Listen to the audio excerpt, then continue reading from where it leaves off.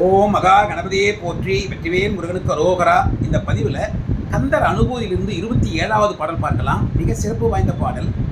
இந்த பாடலில் நாம் எடுத்திருக்கின்ற இந்த பிறவிக்கு காரணம் நாம் செய்த வெவ்வினை. அதன் காரணமாக தான் இந்த பிறவி நம்ம எடுத்திருக்கின்றோம். அதாவது நம்முடைய பிறப்பிற்கு காரணம் நாமே என்ற கருத்தை மிக அழகாக அருணகிரிநாதர் இங்கே பதிவு செய்திருக்கின்றார். கொஞ்சம் நம்ம ஞாபகப்படுத்தி பார்த்தோம்னா, சென்ற பாடலில் என்ன சொன்னார் அருணகிரிநாதர்? ஆதாரம் இல்லேன் முருகா, எனக்கு போக்கிடம் இல்லை, எனக்கு ஆதாரம் ஒன்றுமே இல்லை, எல்லாம் நீங்களே, தயவு செய்து உங்களுடைய அந்த கவனத்தை என் மீது செலுத்தி எனக்கு அருள் செய்ய வேண்டும் என்று கேட்டார். இங்கே தான் எடுத்த பிறவியின் காரணத்தையும் கூறி அருள் செய்யும்படி கேட்கின்றார். மிக மிக சிறப்பு வாய்ந்தது. பாடலை பார்க்கலாம். மின்னே நிகர் வாழ்வை விரும்பிய யான், என்னே விதியின் பயனிங்கிதுவோ, பொன்னே மணியே பொருளே அருளே, மண்ணே மயில் ஏறியவானவனே. இந்த கடைசி 2 வரிக்கும் முதல் 2 வரிக்கும் நிறைய தொடர்புகள் இருக்குது. முதல்ல நம்ம இந்த கடைசி 2 வரியில் சொல்லப்பட்ட விஷயங்களை நல்லா புரிஞ்சுக்கணும். அப்போ தான் இந்த முதல் 2 வரி நமக்கு அழகாக புரியும். ஆகவே முதல்ல கடைசி 2 வரி பார்த்துட்டு முதல் 2 வரிக்கு வருவோம். முருகன் யார்? பொன்னே மணியே பொருளே அருளே, மண்ணே மயில் ஏறிய வானவனே. பொன்னே, பொன்மயமானவர். பொன், தங்கம், விலை உயர்ந்த பொருள். நம்ம எல்லாரும் அது மேலே ரொம்ப ஆசை வச்சுட்டு இருக்கோம், மோகம் வச்சுட்டு இருக்கோம். அதை வாங்கி நம்ம சேர்த்து வச்சுக்கிறோம். இது பொருள். ஆனால் முருகன் அந்த பொன்மயமானவர், அந்த பொன்னாகவும் இருப்பவர்.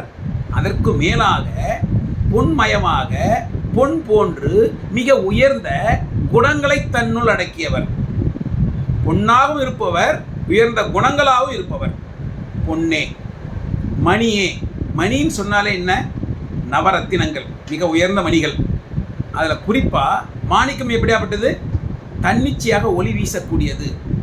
இந்த மணிகளாகவும் இருப்பவர் முருகன். மாணிக்கம் ஒளி வீசுகின்ற ஒளி வீசுவது போல தானும் முருகன் எப்படியாப்பட்டவர்? ஒளி வீசிக் கொண்டிருப்பவர், பிரகாசித்துக் கொண்டிருப்பவர். ஏன்? அவர் ஞான வடிவானவர், ஞான ஒளி வீசிக்கொண்டிருப்பவர். மணியே. அடுத்தது பொருளே. நம் வாழ்க்கைக்கு தேவைப்படுகின்ற எல்லா பொருள்களிலும் அவர் ஊடுருவிப்பவர், அந்த பொருள்களாகவும் அவர் இருப்பவர். அது மட்டும் இல்லை, அதற்கு மேலாக பொருளாக, அதாவது உண்மை பொருளாக, மெய்ப்பொருளாக, மெய் ஞானமாக இருப்பவர் முருகன். அடுத்தது அருளே. முழுக்க முழுக்க முருகன் அருள் கருணை வடிவானவர், அவரே அருள். மண்ணே. அரசன். எப்படியாப்பட்ட அரசன்? இப்போ நம்மளாம் நிறைய பதவிகளை, உயர்ந்த பதவிகள் இருக்கிறவங்க நிறைய பேர் இருக்காங்க, மந்திரிகளாக இருக்கிறவங்க நிறைய பேர் இருக்காங்க. இது எல்லாமே தற்காலிகமானது. ஆனால் முருகனுடைய பதவி, மன்னன், அரசன் என்றும் நிலையானது. என்றும் நிலைத்து நிற்கக்கூடிய மன்னன், என்றும் நிலைத்து நிற்கக்கூடிய அரசன். அவன் மயிலேறிய வானவன். அவ்வளவு சிறப்பு வாய்ந்தவன், வானவன், உயர்ந்தவன், மேலானவன், தேவன். வானவன்னா தேவன், மேலானவன், உயர்ந்தவன். நமக்காக சாதாரணமாக மயில் மேலே ஏறி வேகமாக வந்து நமக்கு அருள் செய்பவன். இப்போ ஒரு விஷயம் நம்ம இங்கே பார்க்கணும். நம்ம என்ன பண்ணுறோம்? இங்கே சொல்லப்பட்டிருக்கிற இந்த பொன், பொருள், இந்த பதவி, இதெல்லாம் மோகம் கொண்டு அதை ரொம்ப ஆசைப்படுறோம். எப்படியாவது அதை அடைய வேண்டும், எப்படியாவது நிறைய பொருள் நான் சேர்த்து வைக்க வேண்டும், அதன் காரணமாக என்னோடய வாழ்க்கை ரொம்ப சந்தோஷமாக இருக்க வேண்டும். இதுக்காகவே நம்ம நேரத்தெல்லாம் செலவு செய்து அதை அடைகின்ற முயற்சியில், அந்த ஆசையில், அந்த மோகத்தில் நிறைய தவறுகள் செய்கின்றோம்.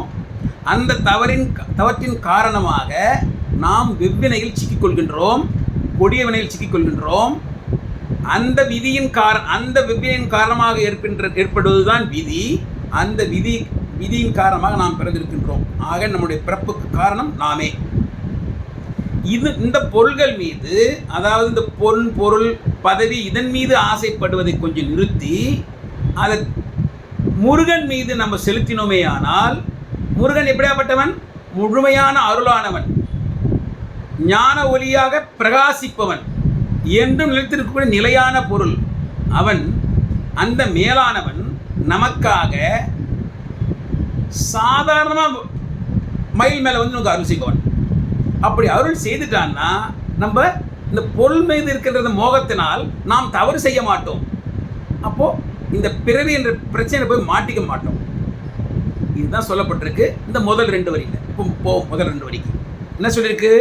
மின்னே நிகர் வாழ்வை விரும்பிய யான் வாழ்வை விரும்பிய யான் நான் ஒரு வாழ்க்கையை விரும்பி எடுத்துக்கொண்டேன். அதுதான் இந்த வாழ்க்கை. முருகா, இந்த வாழ்க்கையை நான் விரும்பி எடுத்துக்கொண்டேன். இந்த வாழ்வை எப்படியாப்பட்ட இந்த வாழ்க்கை? மின்னே நிகர், மின்னலுக்கு ஒப்பானது, மின்னலுக்கு நிகரானது. மின்னல் எப்படியாப்பட்டது? வரும் போகும், வரும் போகும். இந்த வாழ்க்கை நிலையானது நான் நினச்சி இதை விரும்பி நான் ஏற்றுக்கொண்டேன்.